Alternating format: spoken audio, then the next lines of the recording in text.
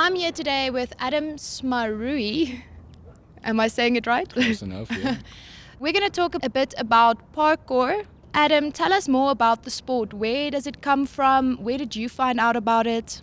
All right, the sport was originated in France back in the 1980s. It used to be used as a military discipline for getting over obstacles, the courses they had there, just, for more functionality on the battlefield. And it was started originally by Raymond Bell. He was in the French military for years. And eventually he passed it on down to his son. His son took it upon him basically to perfect the sport to be used in an urban environment. And that's how it started, in France with David Bell, this parkour as we know it. In the simplest way I can put it, parkour is the art of getting from point A to point B as quickly and efficiently as possible, using the most amount of momentum and the least amount of energy expended. That's parkour in a nutshell. Can you get hurt? You can. It's always a possibility. But then again, you can get hurt in gymnastics. You can get hurt in horse riding. You can get hurt in walking to the shop. There's always potential for risk. But the trick about parkour, I've been training for 7 years and I've never broken a bone. I've never had a major injury during my entire career, and I don't plan to anytime soon. Because with sports, for example, say skateboarding, things like that, you're out of control. The board is in control at the moment. You don't have full control over the board.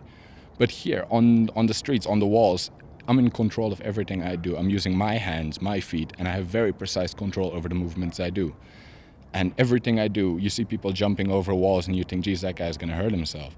But the entire time, the traceur, the guy who does parkour, is in control of his every movement. So generally, we try not to push things beyond what we know we can do, and that's how we keep safety. That's how we stay safe. And how did the group in Namibia start up? Like, who started it and how did it begin? All right, it was originally started by Charles Oosthuizen here in Windhoek.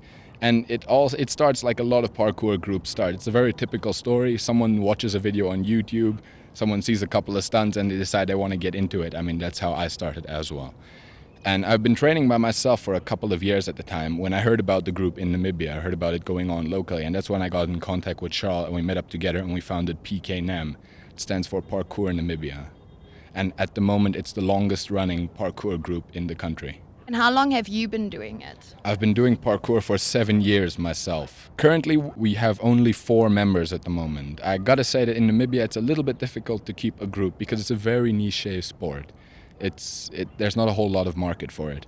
At our largest, we had 15 members training regularly, but our numbers have shrunk a little bit now because people had other commitments, they had to leave the country, things like that.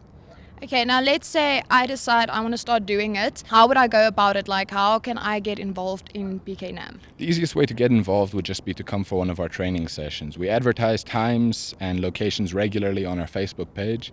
And the easiest way is to come there, pitch up, wearing comfortable pants, a grippy pair of shoes, and we'll show you the rest. The most important part is that it's never too late to try something new.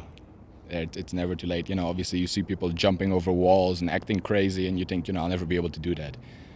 But if you stop by one of our sessions, I'm sure you'll find it very much to your liking and you can always learn something new from us.